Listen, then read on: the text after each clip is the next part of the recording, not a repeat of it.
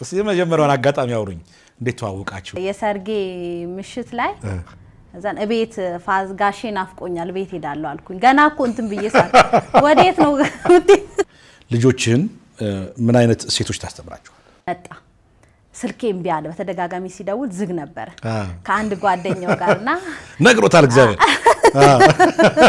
ስታስተምር እንደው እሷን ያያህ ሰዓት ላይ ቃላት አልጠፋህም ከሰርጋችን ቀን ጀምሮ እስከዚህ ቀን ድረስ ደስተኞች ነን እነሱን ከጻነት ጀምሮ ሰው አርጎ ማሳደግ እና በዚህ ላይ 100% የሷ ነው እኔ ነብይ ለእናት ያለህን ፍቅር ግለጽላት እና ከኔ ጀርባ ትልቁ ኃይል አንደኛው እግዚአብሔር ነው ሁለተኛው እሷ ናት ዋው ዋው ዋው ዋው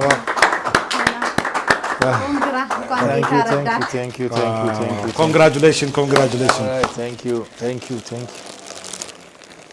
Wow, በጣም ደስ ይላል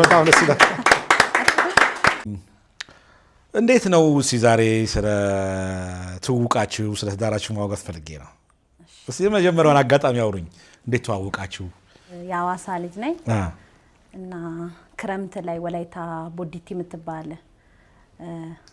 ከተማ ነበረች ቤተሰቦቼ የማዘርም የፋዘርም ቤተሰቦች ቦዲቲ ናቸው የሚኖሩት እነሱ ጋር ትምህርት ክረምት ነበረ እነሱን ጥያቄ ሄጄ ነበር እነሱን ክረምት ብዙ ጊዜ እዛ ሄዳለሁ እና ጥያቄ በሄርኩበት እንዳጋጣሚ የአጎቴ ባለቤት ነብይን ጸጋውን በጣም ተወዳለች መካኒሱስ ነበር እሱ የዛኔ የሚያገለግለው እና መካኒሱስ ፕሮግራም ነበረ ልጇና እሷ አብሮ ነበር ልጇና እሷ ነበሩ ለምን ዛሬ ነብይዩ በጣም በደንብ ጎበዝ አገልጋይ በጣም የሚያገለግል አገልጋይ አለ እስቲ ነይ እንዳጋጣሚ እዛ ነበርኩኝ እስቲ ነይ እንሂድ ስትለኝ እሺ ብዬ ከልጇና እሷ ሆነን ሄድን ከዛ በኋላ ሄርኩኝ በጣም ቆንጆ ትምህርት ያስተማረ ነበረ ያስተማረ ግን የሚያየኝ ጉባኤ መሃል ነበርኩኝ ያየኝ ነበረ በተደጋጋሚ በቃ የሆነ የነሳት ያሰማ እኔ ማያዋል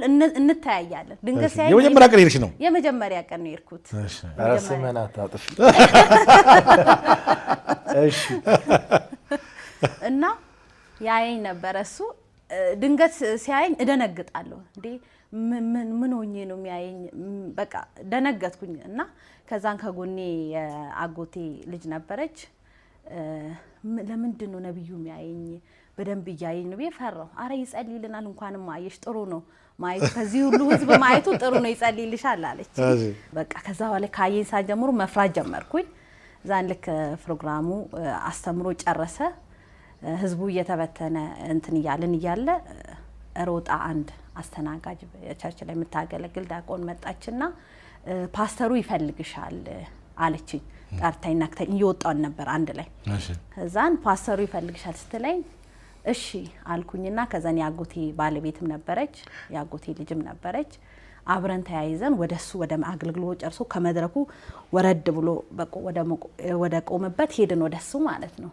ከዛን በኋላ ሄድን እንዴት ነሽ ሰላም ነሽ አለ የአጎቴ ባለቤት ፓስተር እንዴት ነህ ደህና ነህ ብላ ሰላም አለች እናት ናት ደስ አላት በቃ ስላገኘን ደስ ብሎናል በቃ አለችና የአጎቴ የባለቤቴ የወንድሙ ልጅ ናት ካዋሳ ነው የመጣችው ለክረምትኛ ጋር ካዋሳ ነው የመጣችው እና ጸልይላ ስለጠራክ ደስ ብሎናል አለችና አንድ ላይ ሆኖ ጸልይልን ምናምን የት ነው የምትኖሪው ካዋሳ ነው የመጣሁት ያለውን ነገር ነገርኩት ስልክ አለሽ አለኝ ብዬ ስልኬን ሰጣው ከዛ በኋላ ተለያየን ሄድንኛም ወደ ቤታችን ከዛን እንዳጋጣሚ ማታ ፕሮግራሙን እንትን ካልኩኝ በኋላ ጠዋት ሌላኛው አጎቴ ቤት እዛ ሄድኩኝ በሄድኩበት ማታ ያገኘናት እናት ቤት መጣ ስልኬም ቢያለ በተደጋጋሚ ሲደውል ዝግ ነበር ከአንድ ጓደኛው ጋርና ነግሮታል እግዚአብሔር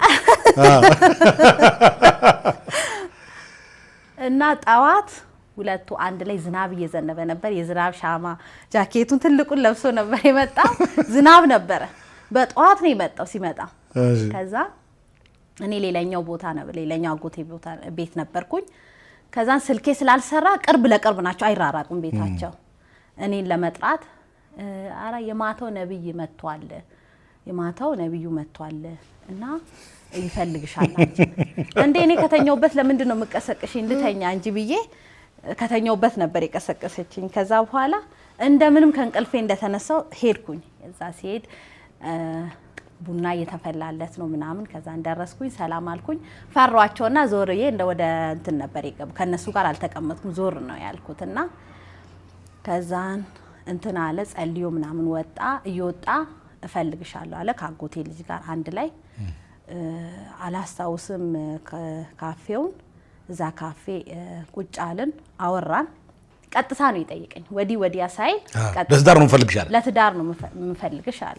ያ ነገር ምንም በቃ እንትን አለኝና እንዴ ደነገጥኩኝ። እኔ አንደኛ እድሜ ገና ነው። ስንት አመት ነበር? 16 ዓመትሽ? 16 ዓመቴ ነው። ዝም ብዬ ትልቅ መስላለሁ እንጂ አልደረስኩም ገና። በ16 ዓመቴ ትዳር የሚለው ነገር ጭራሽ አላስብም እኔ በኩል። እሱ ደግሞ ይፈልግ ነበር ለአገልግሎትም ትዳር አብሮ እንትንም ለመጓዝ ትዳር መልካም እንደሆነ በደንብ ስለተረዳ እሱ በደንብ ይፈልግ ነበር። በዛ ሰዓት እንትን ነበር። ከዛ ከኔ ጋር እግዚአብሔር ያው እንትን አለው ሲለኝ እኔ አልተዘጋጀውም፣ አስብበታለሁ፣ ጸልይበታለሁ ብዬ ከዛን ከሱ ጋር እንትን አልኩኝ። በዛ በሚለው መጣው ፋሚሊዎቼ እንትን አሉ። በዛ ነው ተዋወቃችሁት? የመጀመሪያው ቀን ቸርች ከነዚያ ሁሉ መሀል ታያል። የኔ ስለሆነች ነው ማለት ጀነራሊ ነው ማየው፣ ግን አይኔ ውስጥ የገባችው እሷ ናት። እና ልብ ድንግጥ አለ። ልብ ሲደነግጥ ፕሮግራሙ አልቆ ጉባኤ ወደ የቤቱ ህዝቡ ወደ ቤት ሲመለስ እሷ እንዳትመለስ ቶሎ ብዬ ዲያቆኗን ሄደሽ ወዳውኑ ሐሳቡ መጣለ ወዳ ወድርካ በቃ እንዳያት በቃ እዛው አያት የኔ እንደሆነች ነው መንፈስ የተረዳ። እውነት ነው በደንብ ዋው። በሰዓቱ የነበረኝ ጥርጣሬ ልጅ ስለነበረች እሺ አትልም፣ ቤተሰቦቿም ላይፈቅዱ ይችላሉ የሚል እንትን ነበረኝ። ግን ከእግዚአብሔር ከሆነ ደግሞ አይቀርም በሚል ድፍረትና እምነት ጠየኳት። ኦፊሻል ግልጽ በሆነ መንገድ ነው የጠየኳት። ምንም አላልኩ። ስታስተምር እንደው እሷን ያያህ ሰዓት ላይ ቃላት አልጠፋህም? ቶኔ ከፍ አለ እንደው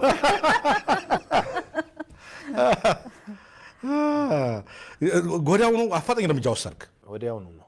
እንደውም ስጠይቃት ይሄ ጊዜ ወስዳለው እንደዚህ ይሆናለው ብለሽ እንድትቆይ አልፈልግም። እሺ ካለሽ እሺ በይ፣ እሺ ካላለሽ ደግሞ አይሆንም ብለሽ ቀጥታ የፍቅር ጓደኛ አላልክም? በቃ ትዳር ነው እንተያይ ምናምን የሚባል ነገር የለም። ምንም መተያየት መንፈስ ይነግሮኛል በቃ ማግባት ነው። አይ ስልኩን ተቀብለህ እንደው ስልክ እምቢ ሲል ምን አልክ? ስልክ እምቢ ሲል ወደ አጎቷ ሚስት ጋር ነው። ስንት ጊዜ ደወልክ? ሌሊቱን ሁሉ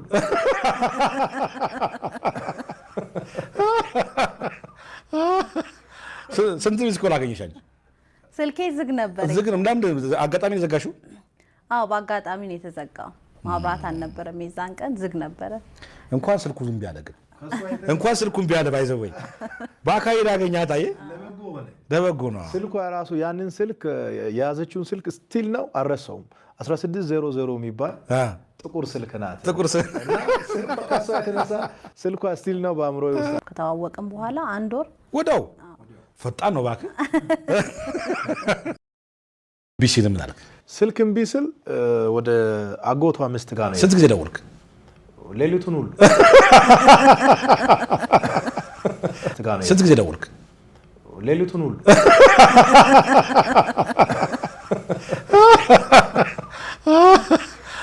ስንት ሚስ ኮል አገኘሻል?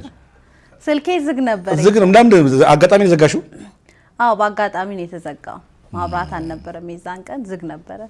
እንኳን ስልኩ ዝም ቢያለ ግን እንኳን ስልኩን ቢያለ ባይዘወይ በአካባቢ ያገኛት አየ ለበጎ ነው። ስልኳ ራሱ ያንን ስልክ የያዘችውን ስልክ ስቲል ነው አልረሳውም። 1600 የሚባል ጥቁር ስልክ ናት። ጥቁር ስልክ ከሷ የተነሳ ስልኳ ስቲል ነው በአእምሮ ይወስዳል። 16 ዓመት ነበረች እንግዲህ። ከዛ በኋላ እንዴት ወደ ትዳር አመራ? እንዴት ቀጠለ ጉዳዩ? ግንኙነቱ እንዴት ቀጠለ? አሁን አገባሻለሁ በቃ ማንችን ማግባት ሽምግልና ሁለት እንዴት ነበር? ሽማግሌዎች ሲመጡ እኔ እንትን እየተጫወትኩ ነው። ምን ነበር የሚዘለለው? ገመድ አለ አይደል? አዎ ገና ሁሉ ልጅ ታዳጊ ነሽ ገና። እና ብዙም አልገባኝም ሽምግልና። አሁን ነው እንትን እያልኩኝ የመጣሁትና እንደሌላው እንዲህ እንትን ብዬ አይደለም። በቃ አልገባኝም እንትን እስከማ እሱ ሽምግልና ሲልክ አንቺ ጋር ተነጋገረም እንዴ? ተነጋግሯል። ግን የሽምግልና የሚል በቃ ብዙ ቦታ አልሰጠም። ራሷን ጫውታ ገና ልጅነት አላለቀማ። እሺ ሽማግሌዎች ሲገባ ገመድ ትጫቻለሽ። እሺ ምን ሆነ ከዛ በኋላ? ከዛን ሽማግሌዎች እንትን አሉ። ያው መደረግ ያለበት ነገር ተደርጎ ተሰጠው። ከሽምግልና በኋላ ጋብቻ በመቼ ተፈጸመ? ያው እኔ ቤተክርስቲያን ውስጥ ሙሉ ጊዜ አገልጋይ ቢሆንም ስርዓት ውስጥ ማለፍ ስለነበረብኝ ጋብቻ አስተማሪዎች አስተማሩን። ሌጋሊ በቸርች ስርዓት ነብይም ተማረ ስለ ጋብቻ ቁጭ በተማር